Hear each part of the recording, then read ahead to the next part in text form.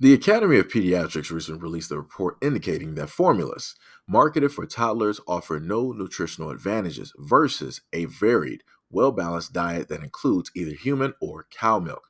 This is despite the fact that toddler formulas cost a lot more than regular milk. For instance, Target sells a variety of toddler formulas for the average cost of 30 cents per ounce. For regular milk, the cost is just pennies per ounce. The AAP's report studies claim that such as, quote, improved brain development or improved immune function on labels are misleading. The AAP notes that the Infant Formula Act requires formulas to meet nutritional requirements as a sole source for infants throughout the 12 months of age.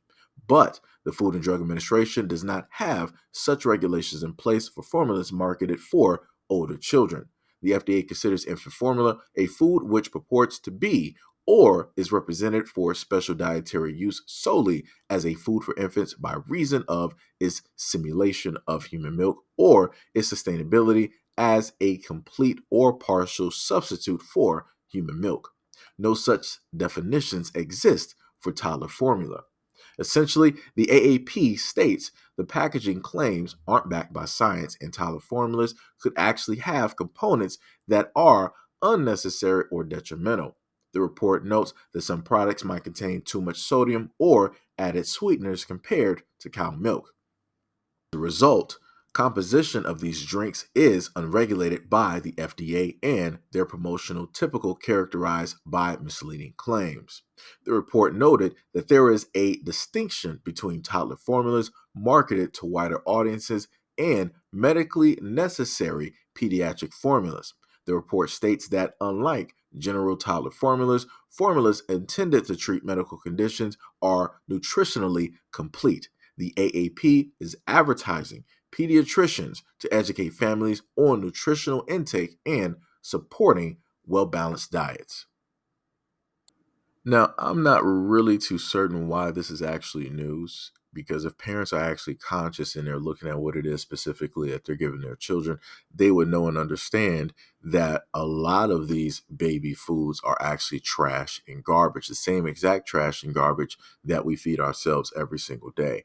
But again, a lot of people say that they care about their baby, they care about their needs, they care about what it is that they give to their family and different things of that nature. But yet you're giving your kids a bunch of sodium. You're giving your kids a bunch of sugar, starches, and whatnot, or whatever.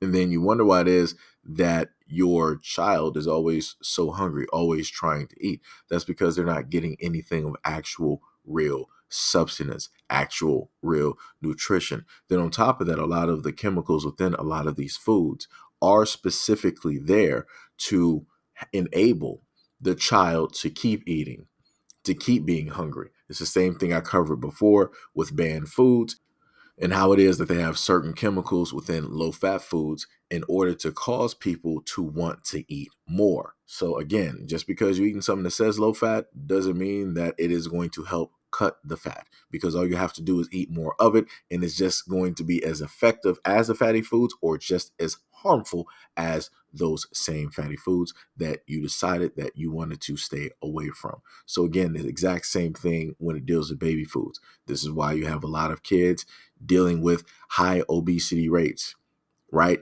You have a lot of kids and babies dealing with mobility problems. You have some parents that have kids that are 100 plus pounds and they're probably 2 or 3 years old.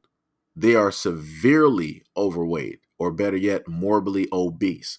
No child should ever be looking like they're morbidly obese.